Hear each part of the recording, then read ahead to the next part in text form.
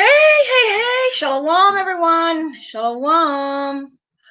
Okay, so today I am going to do something that a couple of people have been asking me to do this video. There's this one sister. She's been asking me to do this video for a long time. I feel so bad. She, Sis, you know what I'm talking about. Okay. I feel so bad. She's been begging me to do this video. She's inboxed me. She went to the group. So today I'm gonna show you guys how I make my sorrel. Okay, for those of you who are interested, because apparently there's people that are interested in how I make my sorrel. Every Caribbean island make their sorrel different. And there are different people in Jamaica who makes their sorrel different. I'm going to show you guys how I make my sorrel. Okay, so this is my sorrel. I have another bag in this house and I don't know what I did with it. Okay, so unfortunately I'm going to be working with maybe about a cup or a cup and a quarter today. That's my sorrel there. One of the I have some ginger here. I have a whole lot of ginger here. Okay, I have to tell you guys, one of the biggest thing with sorrel in the Caribbean traditionally is ginger. Ginger is like the biggest components of this whole drink right here. If you don't have no ginger in your sorrel, then it ain't no sorrel. It ain't no sorrel without ginger, okay? Traditionally, we load up on the ginger when we're making sorrel in the Caribbean. I mean, the ginger is like the main, even though the sorrel itself is the main ingredient, but ginger is like the cherry on top, okay? And we use a lot of ginger. And as you can see, my ginger, I get my ginger from this herbal store. They sell a lot of herbs there, and they have a lot of natural plant food as opposed to GMO plant foods. And so, when you go to places like your local supermarket and Walmart and you see those really huge chunks of ginger, those are not good ginger. And I think I did a video on this channel talking about the ginger, the difference between the GMO ginger and this type of ginger here.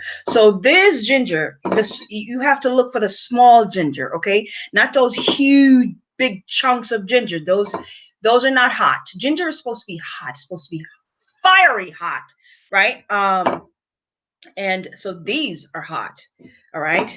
So yeah, so this is I might not use all of this because I don't have a lot of sorrel today. Okay, so I'm going to show you guys what I do. This is very quick and easy, at least for me.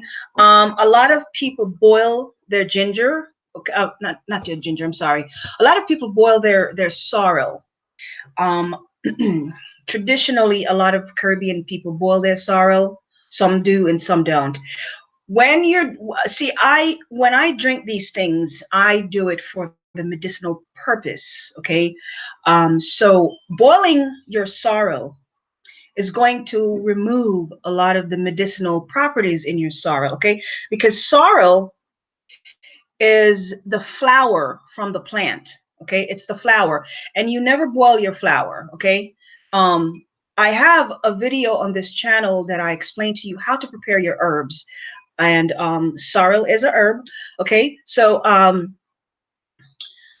you don't boil your flower and you don't boil your leaves. Okay, your leaves and your flower you do not boil, but your roots and your barks, those you want to boil. And the reason you don't want to boil your flower is because it doesn't take a long time to extract the nutrients from your flowers and your leaves. Okay, but when you're dealing with the roots and the bark, you have to boil them for a while, about 15-20 minutes, in order to extract um, the chemicals from the roots and the bark. So that's why you're boiling them. So okay, so let me get into it. All right, so you don't want to boil your sorrel. We soak it. So I'm going to show you guys what I do. Okay, so what I have here, you know what, let me see if I can, oh Lord, hopefully you guys can see what I have in front of me here. Okay, all right, Okay, so you guys see that? Hopefully. Okay, so I have here, no, my head is cut off. Never mind. Don't mind my head, okay? You guys are just taking a look at what I have on the table here. So I have in this cup, right? I'm going to tell you guys what I have in this cup. I have some Ceylon cinnamon sticks. And I put a half of the stick in there, and I have a couple of cinnamon leaves in there as well. Okay, and I have about 5 head of cloves in there. If you don't have cloves, you can use pimento seeds. Okay, so what I did was I took some cinnamon stick, about a half of this, and a couple pieces of cinnamon leaves, and about 5 cinnamon cloves, not cinnamon cloves, 5 cloves, right? Or you can use pimento seeds. And I boil them. Okay, put them in a pot on the stove. I put about 2 cups of water on the stove, and I put the cinnamon stick, the cinnamon leaf, and the cloves in there, and I boil that for 15 minutes. Okay, so this is what I have here. You can see the cinnamon sticks and the cloves and all that good stuff is in here, right? So this is the tea, all right? So what I'm going to do is I'm going to pour this into this, all right? So this is where I'm going to be putting my sorrel. So I'm going to be pouring. Let me pour my sorrel first, okay? So this is my sorrel, and I'm going to pour this in here, all right?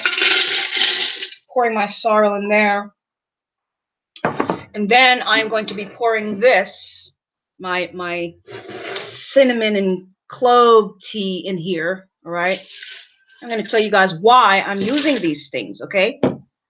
Because this is supposed to be a very healthy drink. It's supposed to provide nutrients to the body, okay? When I when I ingest food, I ingest food for the benefit, for the medicinal purpose, not just because it tastes good. Okay, that's why I eat for the. I don't eat for the taste. I eat for the benefits. Okay, so I have my sorrel and all the good stuff in here. Okay, so what I'm going to do, I have my ginger. So what I'm going to do, I don't think I'm going to use all of that ginger. I don't think I am. That's a lot of ginger because I'm not making a lot of sorrel today because I have another bag somewhere and I don't know where it is. I have no idea where it is. Okay, so I went ahead and I wash my ginger. Okay, I wash them properly, and I don't have a juicer. My juicer is broken, so I'm going to be using off camera. I'm going to be using my blender to blend this up. Okay, to blend up my I think I'm going to use 2 pieces of ginger. So I don't want to break my blender. So I'm cutting my ginger in smaller pieces so I don't break my blender. All right. So I'm going to throw these in the blender. Right. So I'm using a lot of ginger here. Look at that, a whole handful. I might use a couple pieces more. So I'm going to go off camera for a second. All right. Go off camera here, guys. I'm still here. I'm just putting my ginger. I'm going to take a couple pieces more, and I'm going to blend these. So just give me a second while I blend my ginger here. I'm going to pour about a cup of water in my blender, and I'm going to blend my ginger. Just bear with me for a second.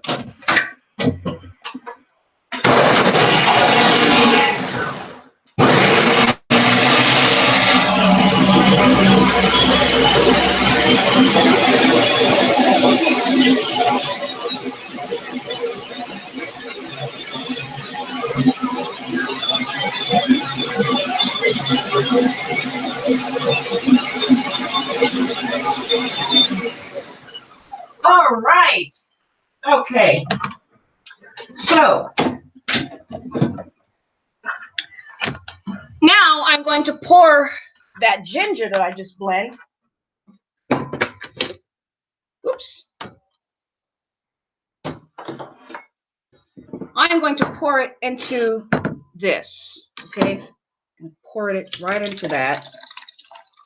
All right. I think I'm missing something here. I am missing something. I gotta run to the kitchen and grab something, guys. I'm missing something. All right, let me just get the rest of my ginger into this container here.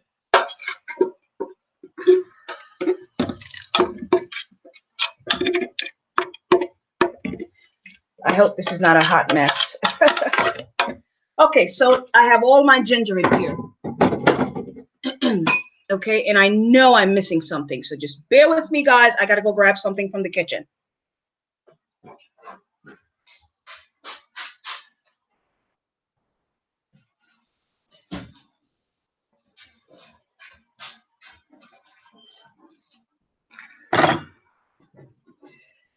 Okay, alrighty. Now,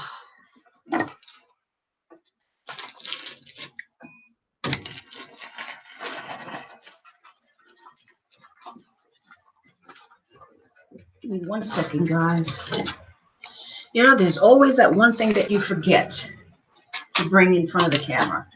Always that one thing. Okay, here we go. Alrighty. All right. So now we have our sorrel and we have that all that ginger. Do you guys see how much ginger? Look at all that ginger.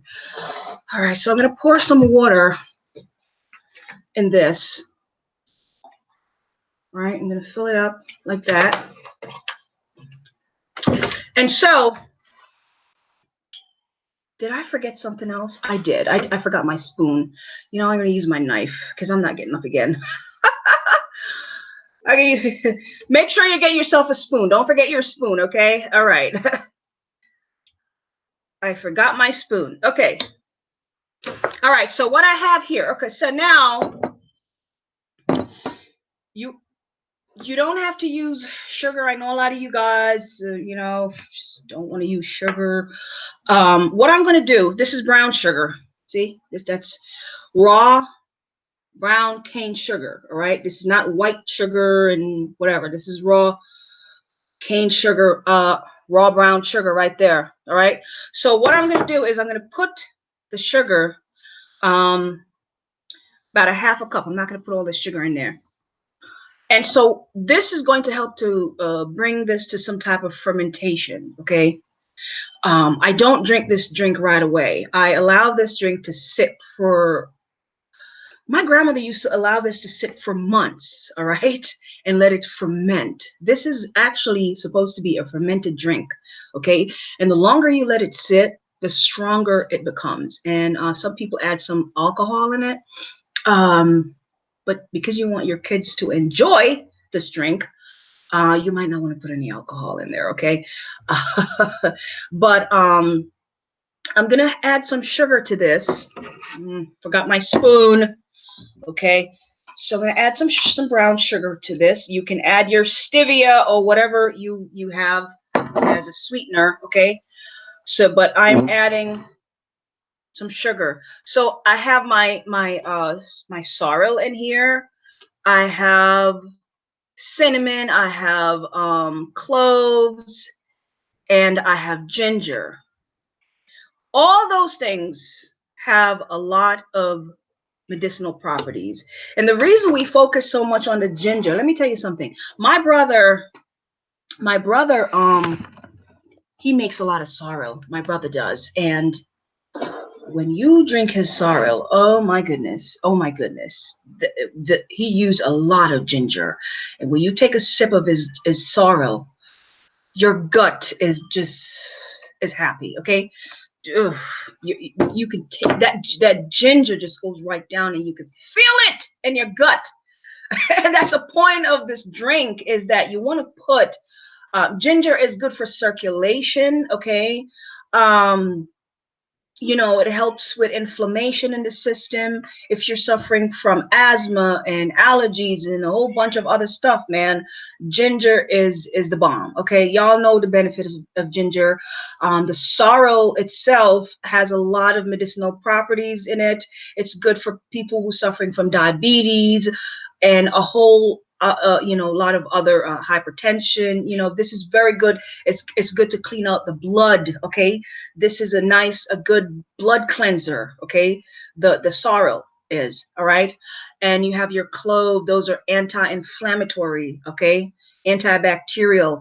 So everything in here is all goodness. So what I do is I put all this together, and I'm going to let them sit together and marry one another. Okay, I'm going to let all these ingredients here sit overnight and come together and make love to one another. That's what we do in this house.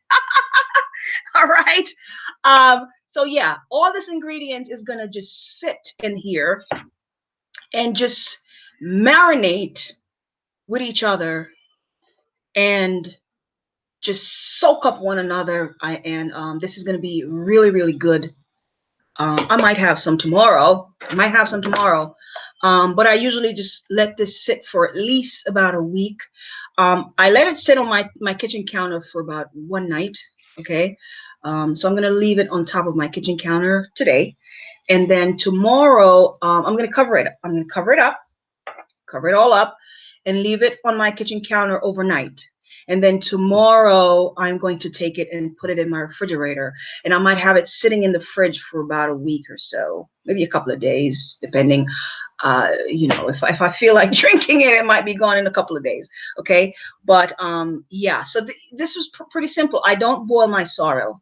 So the longer you allow your sorrel to soak, all right, with the rest of your ingredients, that ginger and the sorrel and the cloves, you just want them to soak up each other in there, man. And in a few days, this is going to be nice and strong, and you're going to taste the goodness of this stuff. Okay. You know, you really don't want to add too much sugar to this, because you're drinking this for the medicinal purpose, not, you don't want to mess it up just adding a whole bunch of sugar in there. You know, I know the kids love sugar, but I've never liked sweet as a child. I've never liked sweet. I've never liked milk. I've never liked, you know, meat. I've always been a baby. My mom reminded me that you know, I just never liked meat, and I never liked sweet as a child. I used to hide. Let me tell you guys a little story. I used to hide when my mom would feed us dinner. I used to take the meat off my plate and stuck it in my pocket. And then I used to, after dinner, I used to walk in the woods and toss the meat in the woods. And my mom found out one day, after she saw me walking and the dogs was walking behind me, trailing me and eating stuff. And so my mom thought something was up. So she started following me, and she followed me in the woods. And there I was. I don't know. I think I was maybe about 3 or 4 years old. And she followed me in the woods, and she caught me. I didn't even know she was watching. She was right behind me, peeking. And she caught me taking the meat from my pocket and just tossing it in the woods. So, you know, back home, we eat a lot of plant foods. So when they give us the food, I would only eat the plant food, and I wouldn't eat the meat at all, because I never liked meat as a child. I just never liked meat. No meat at all. Chicken, beef, whatever. I just wasn't a meat person. So I didn't want to get in trouble for not eating the meat, so I would just hide and stuck it in my pocket and go toss it in the woods, and my mom caught me. Oh, whew, that was funny. Candy, sweets, I don't like a lot of sugar. I never did. I never liked a lot of sweet stuff as a child either. You know, I think the most I did this for a reason, because here I am talking about health, right? Here I am talking about health. And I never liked meat and sweets. Never liked candies and stuff. We make our own homemade candies back, you know, back home. Um, You know, we have a grocery stores and whatnot. So I just never liked store-bought candy that was very sugary and sweet. As a child, I never liked that. I never liked sodas. Never. I think I was given a bottle of soda one time, and that was it. I spit it out, and I never liked sodas since I was a kid.